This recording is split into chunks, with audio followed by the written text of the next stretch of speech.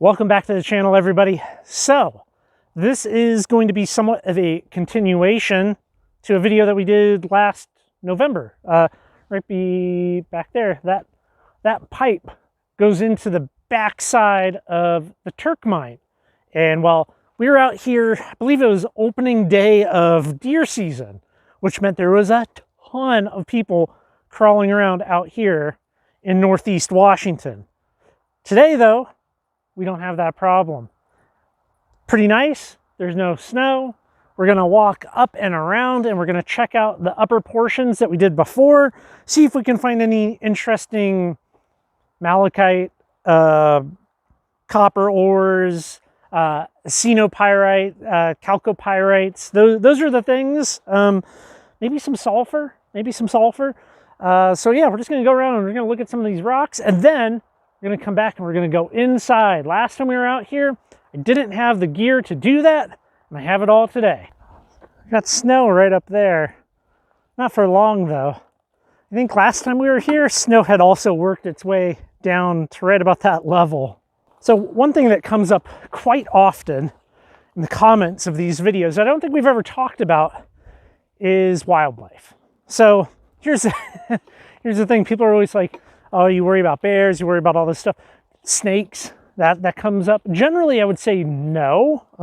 Not really much of a concern, although we both have bear spray.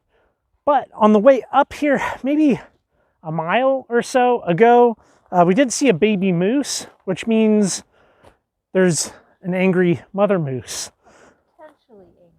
They're all mother mooses are angry. That's like baked into their moose DNA. That's kind of more of a concern than black bears or grizzly bears, at least out here for me. Sure is pretty back there. Look at that.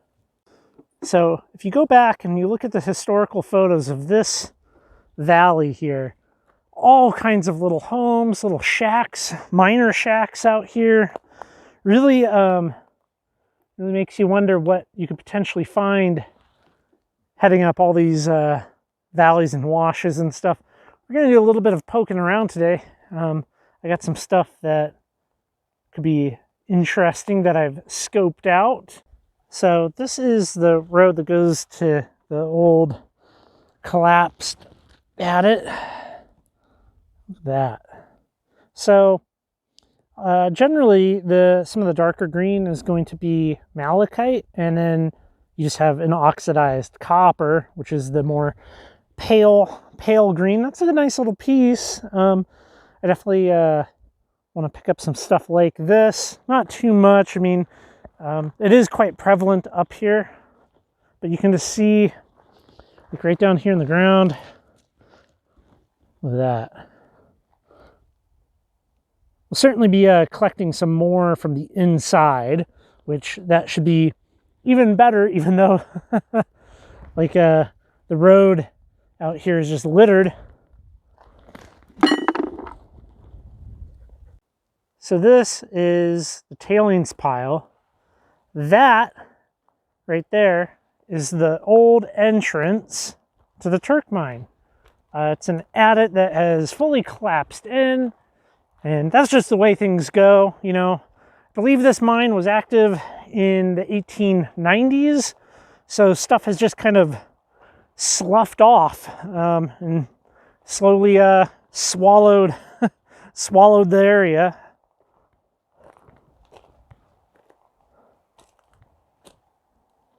Let's look at some of this rock here.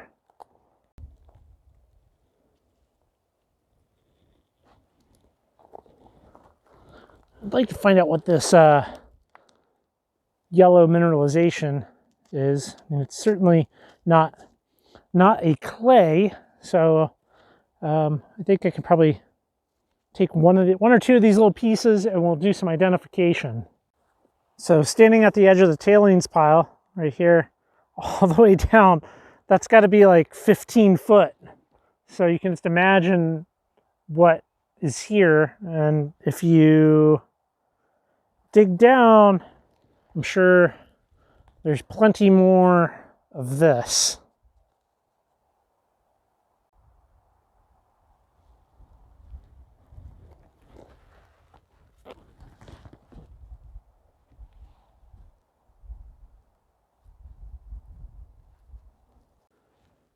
So now we're going to walk up there and then back and over towards our vehicle.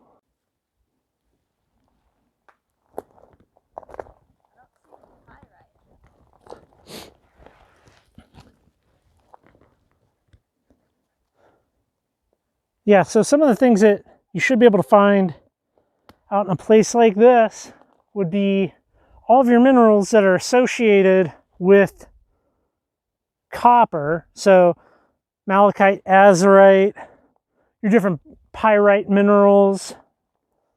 Of course, the pyrites that you might find are going to be very tiny.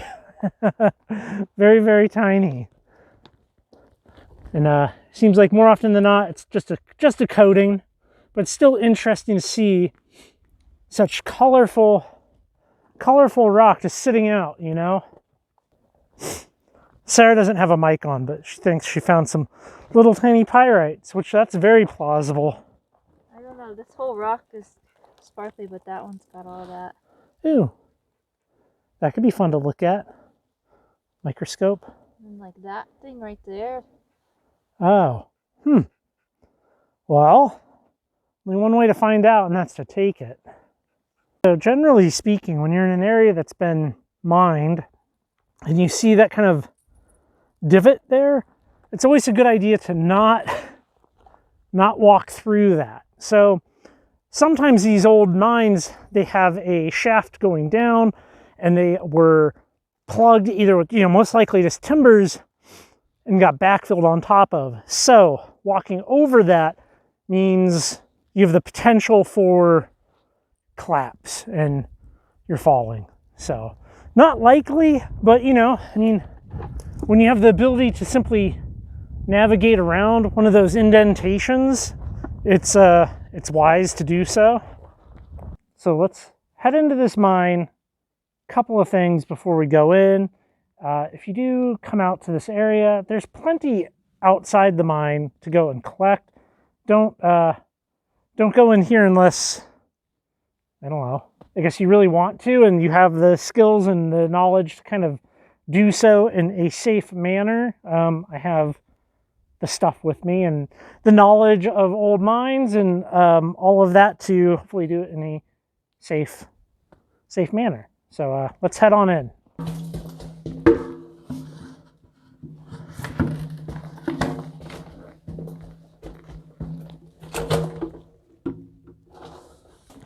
Oh, that's not bad. Oh, hey there, little bat. Don't want to shine a light on him too much. The guy right there. So, floor to ceiling, probably 7 foot. Yeah, you see that copper mineralization.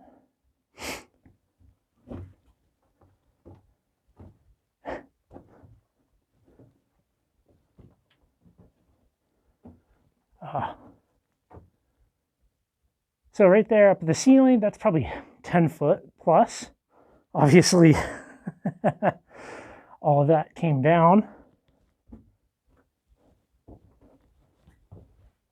Nice and quiet in here.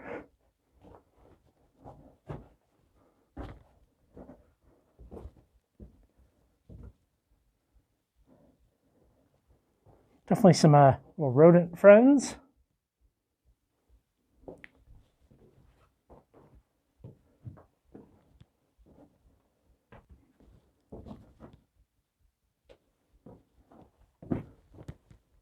Oh, get a little tight.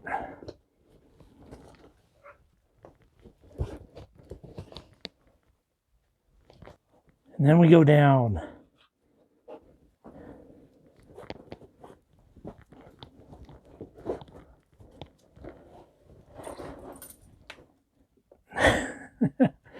That's a little tight. Oh, wow. You can see the tracks. All right.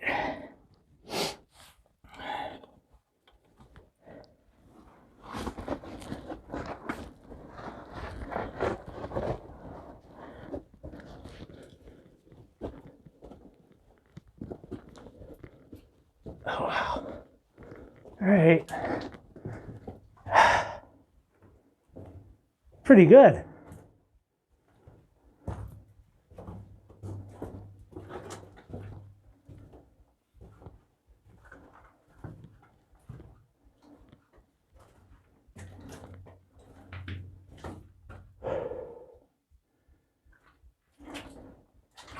A little gross in here.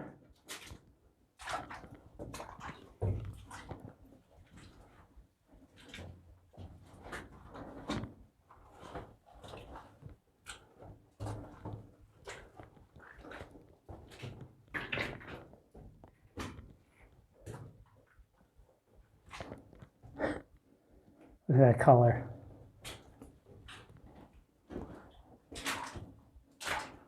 Wow.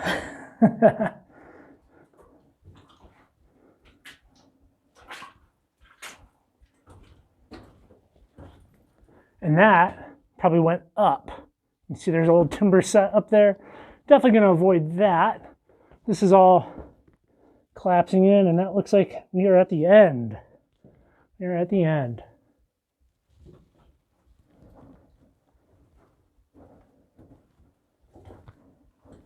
I've wanted to come in here for a while now. Check it out. Look at that water. It's wild.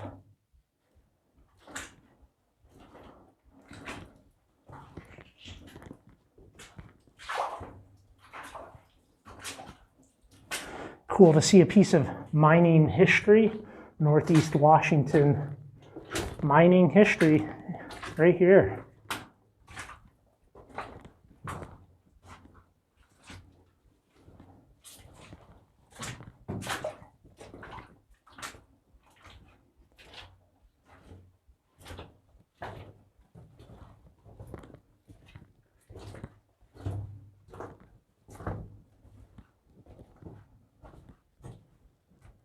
Yeah, I mean, can you imagine working this in the 1881 is the formation of this. Got to crawl out.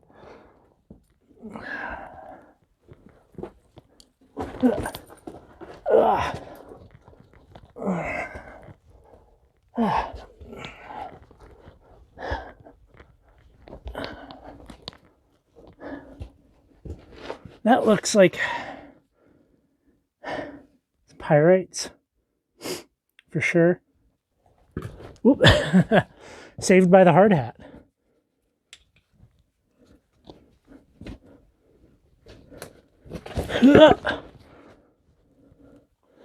There's the entrance.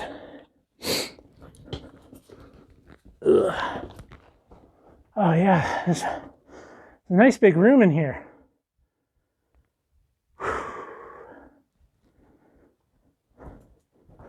I'm going to turn my light down for on the way out so I don't disturb our little bat friend.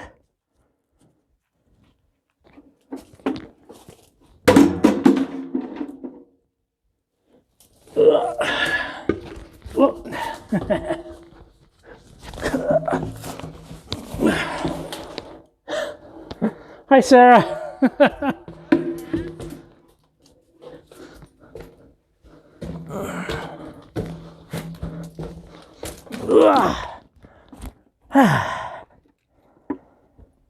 So that is the inside of the Turk Mine.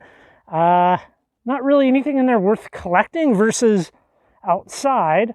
And then back on the other side of the road and down, there's other stuff like you had up top, where you have different coppers and malachite and all that good stuff. We have a long network of roads out here. There's a ton of mines. We're going to go check out all of those. I do have a couple of interesting books listed up on the website. If you're interested in mines, mining history, all of that stuff, go check it out. Currently rockhounding.com. And yeah, you know, you can definitely go explore mines without going into them. So here's the plan. Way up there. I just flew the drone up there. You can kind of maybe see that there's a little discolored pile of rock up at that ridge. So that's got to be a mine. Which, hey Sarah, what were the two that were on the map that could have been? Cedar Canyon and something else. The Lebanon. Yeah. Yeah, the Cedar. Lebanon Prospect.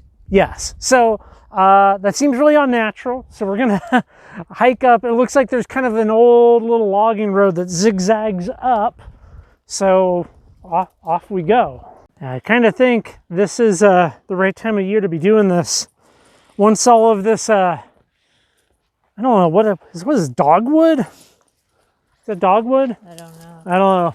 When all this stuff comes into full bloom, it's gonna be rough to walk up there. Well, that was rough, coming up through all this brush and everything. Clearly we have a dugout hole, probably a part of a mine. I mean, you can imagine that there is probably an adit here, or maybe this is actually an incline shaft and there's something else on the other side, and they're throwing waste rock out here. But it's clearly what it is. I'm gonna look at that, and I'll walk over there, and I'm gonna look over there, and we'll see if there's anything worth paying attention to. But I see no mineralization worth paying much attention to. But we do have a view all to our own. I mean, nobody comes out here if it's not whitetail season. All right, this is clearly a mine. Can't get in it. I mean, I feel like you'd have to dig this thing out, but you know, we definitely have the formation here of it. Say hello, Leica. Oh, she did it.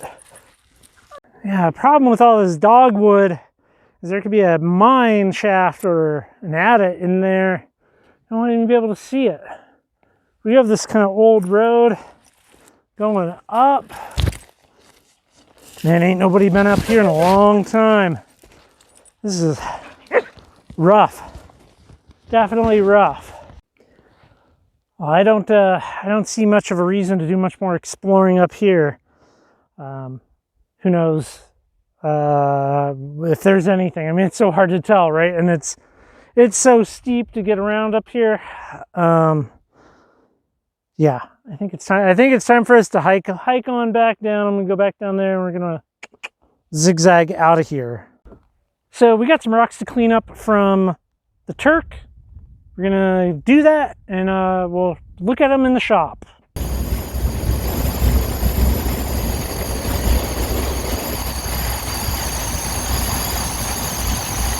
Of course, it should go without saying that any day that I get to go out, hike around in the mountains with Sarah, do a little bit of mine exploration is a good day. Well, perhaps maybe hiking up to that prospect that we saw with the drone wasn't the best use of time, but you know, it was enjoyable nonetheless. Well, let's start with this stuff. This yellow material on this rock. I have no clue.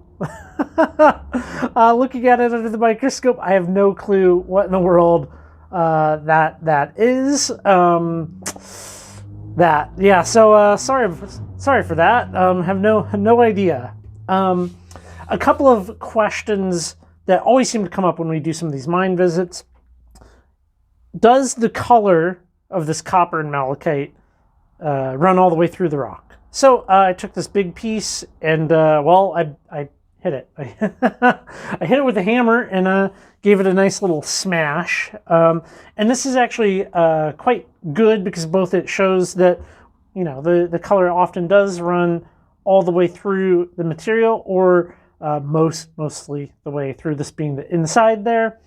And it gives me a bunch of little tiny pieces that I can then scoop up, view under the microscope, because this stuff is going to be on weathered, which that's good. That's what you want. Like, if you're going to be looking at stuff under the microscope, micro mounting, that type of thing, having a weathered rock is not what you want.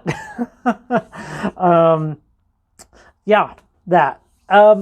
Well, going into the Turk Mine, I was a little not super impressed. A lot of the mineralization that was in there was just leaching, right? So like, you know, just dripping down, because a lot of this stuff, I guess, is technically water soluble. But I mean, you could clearly see in the video, even though that you could clearly see in the video that material is just washing into there, and there wasn't the typical highly interesting mineralization in that mine, unlike the waste rock. So, you know, of course, it's cool to go and experience something like that and see what it must have been like to be there, live there, work there.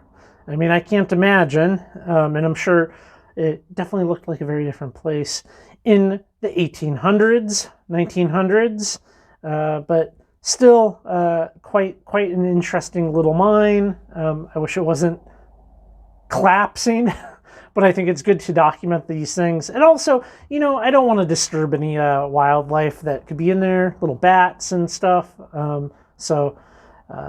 Yeah, overall, it was a good kind of outing. The snow is just now kind of melting away from some of these places, and we can start hitting some of these mines. Well, up on the website, currently rockhounding.com, you can find photos of this material, all the images that I took with the microscope, and maybe at some point in the future we'll be able to figure out what this this stuff is here, that yellow mineral. Well, thank you guys so much for making it to the end, and I will catch you on the next video.